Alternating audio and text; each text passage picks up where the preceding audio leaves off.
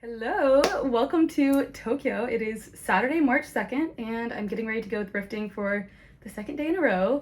I'm very excited because the place I'm going today is supposed to be super reasonably priced and it's an hour outside of Tokyo, so I'm hoping that it is well worth it, that there's lots of good things there. I'm praying to the thrift gods and manifesting a good thrift trip because the place I went yesterday, it was pretty good. They had a great selection, but the prices were just, I don't know, a little bit pricey. I went to Shimokitazawa, which is the more, I guess, mainstream thrift neighborhood. There were so many thrift stores. It was really a great experience, and I ended up getting 2 dresses, but I don't know. I think that area has become more mainstream, so the prices are reflected in that.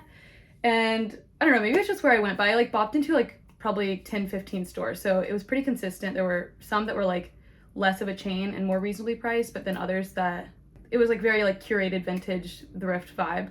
But I'll show you the 2 dresses I got. This one was $25, which I felt was really reasonable. It's vintage from the 70s. I think it's cotton and it has this cute little belt. I will try it on properly maybe some other time when I'm in a bigger room. I did take a video of it in the thrift store, but hopefully whenever I'm editing this at home, I'll also insert a little clip. But yeah, very cute.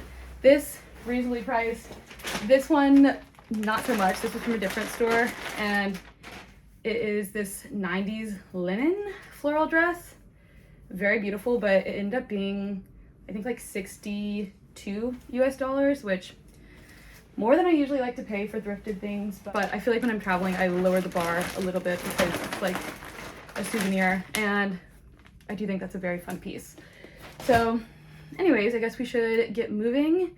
I'm going to hop on the train and let's hope it's worth it. I will keep you posted. You know what I really need to thrift today is sunglasses because I forgot some and my eyes are killing me right now.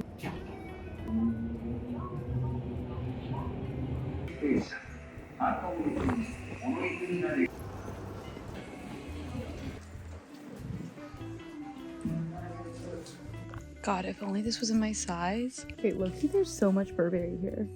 I'm gonna try this on, even though I think it'll be a little big.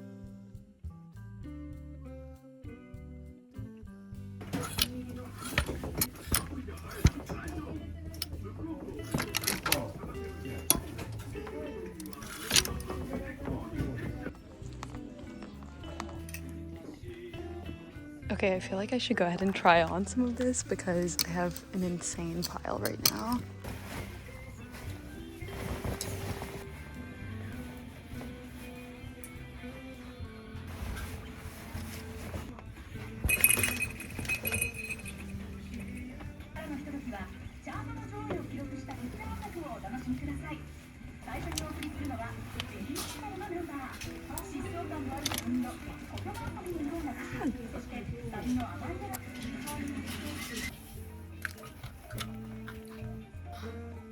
I love this color.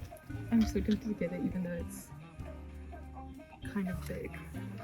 I feel like it wouldn't be that bad if it had a belt to go with it, but I don't think it does. Look at this lining. It's so pretty. This is my favorite color.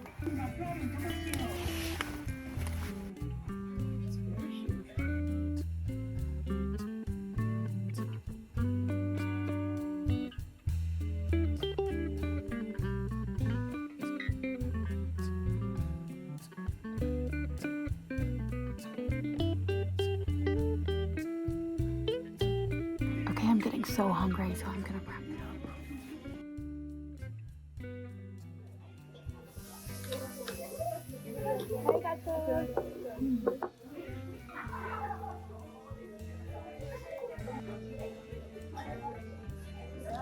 Okay, I would say that was a pretty successful trip. I got quite a few things that I'll show you whenever I get back to the hotel.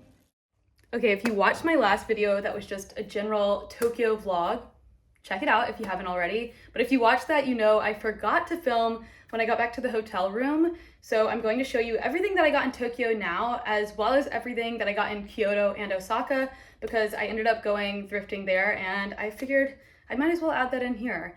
I'll say I didn't end up actually finding anything in Kyoto. I was super surprised how curated Kyoto was, which maybe that was just my experience, but I found it to be super curated, super pricey, definitely leaning more on vintage opposed to thrifted items, which a lot of great pieces if you plan on spending more, if you're more interested in vintage and less interested in like thrifty, good prices.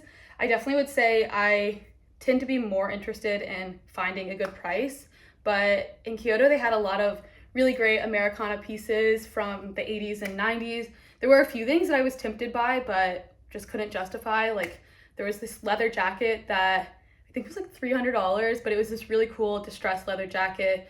But I ultimately decided it was not worth hauling back, not worth the price, and just not my vibe. I found Osaka to be more my speed. Even though I went thrifting in the city center, the prices were still very reasonable. These hunter boots are so cute, and I think that would be about 20 something dollars.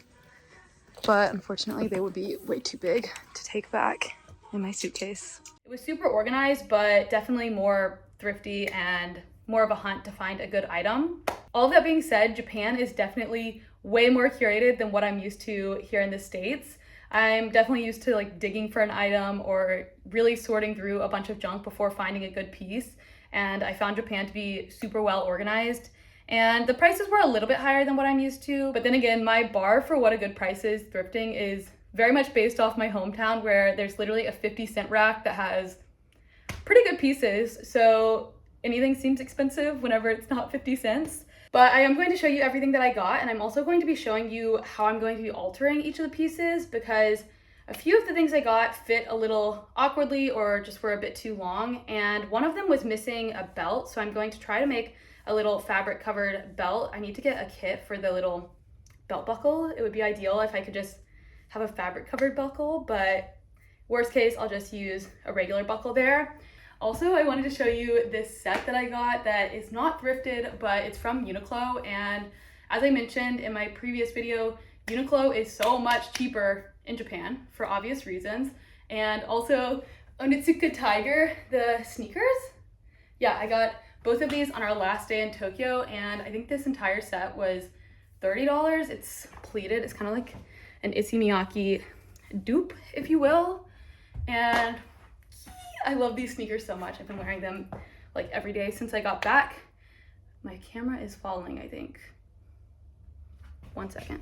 Okay, now onto the thrifted pieces. I'm pretty sure I showed you these two at the beginning of the video, so I'll keep it brief, but I'm going to do a little try on. I got this red dress in Shima Kitazawa and this floral dress as well. I'm pretty sure this was $25 or $30, and then this one was $62, which I almost didn't get it, but now that I have it in better lighting, I think I'm going to be wearing this all the time over the summer, so I'm super excited about that one.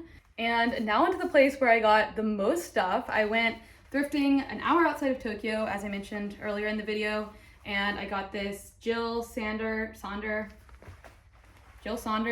leather jacket and this Ralph Lauren blazer. I think the beading detail on this Ralph Lauren piece is just so beautiful, and I couldn't wait to get back and wash it or dry clean it. I wore it the last night that we were in Tokyo. Also from the same place, I got this yellow mock neck tank, simple staple, and this pleated skirt. This is one of the pieces I'm going to be altering. As you can see, it's missing the belt, or maybe it was intended to just wear a regular belt with it, but I think it would look so cute with a fabric covered belt. And there are a few inches that I want to take off the bottom, so I'm going to try to take a few inches off the bottom and then make a belt with that fabric.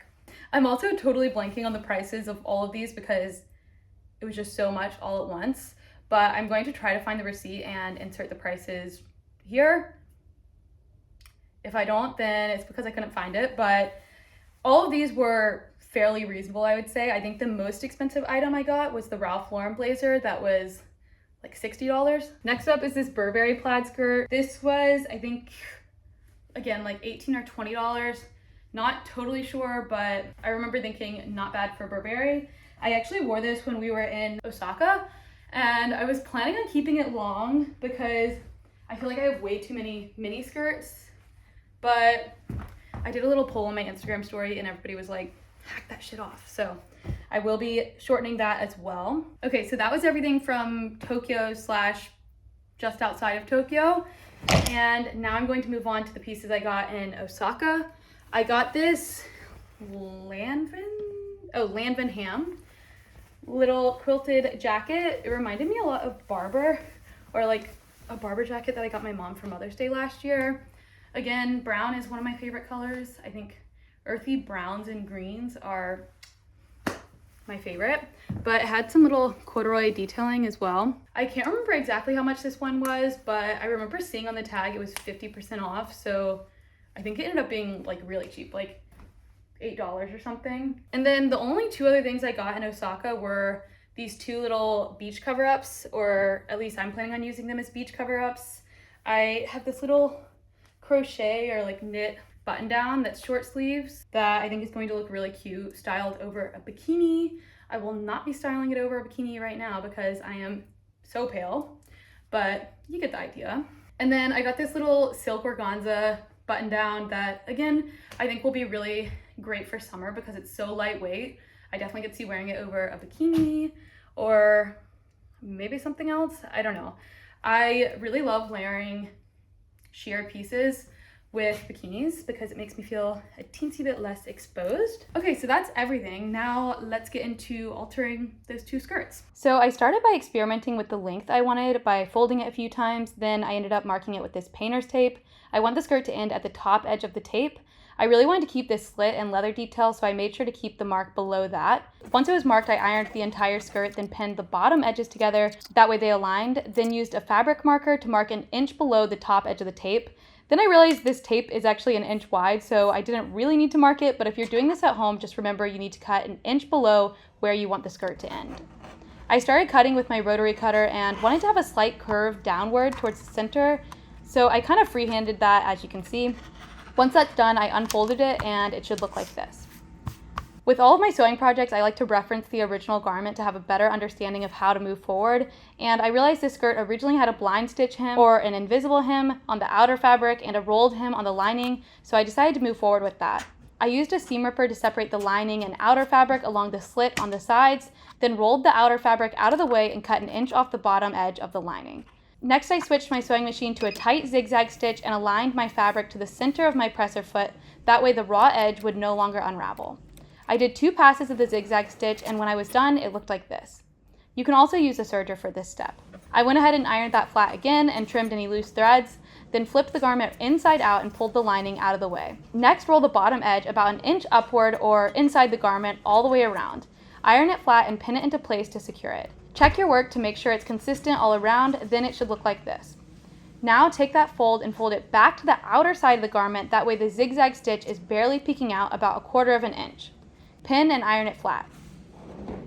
It might look slightly different on every machine, but switch your stitch to an invisible stitch that looks similar to this. It basically looks like a little zigzag stitch with a zigzag jutting out every inch or so. I set my width and length to 3.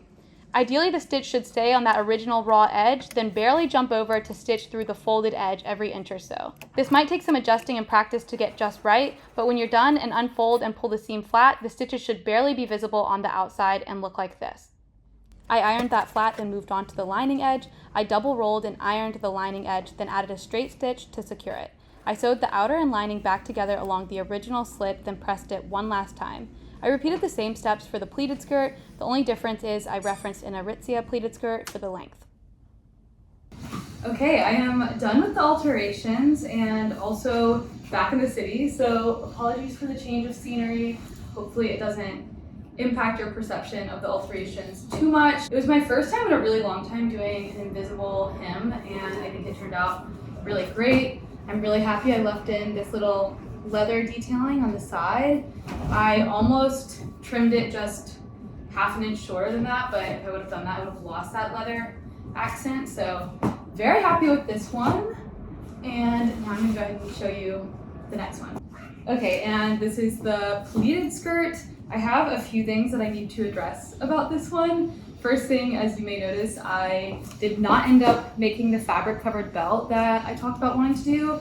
The fabric covered belt kit was super back ordered, and I wanted to go ahead and move forward with the alterations.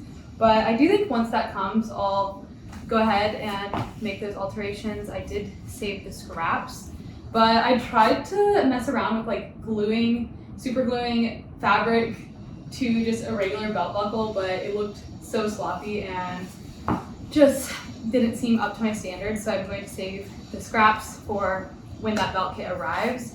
And second thing you might notice, I don't have on that brown top that I was originally wearing in the beginning of the video.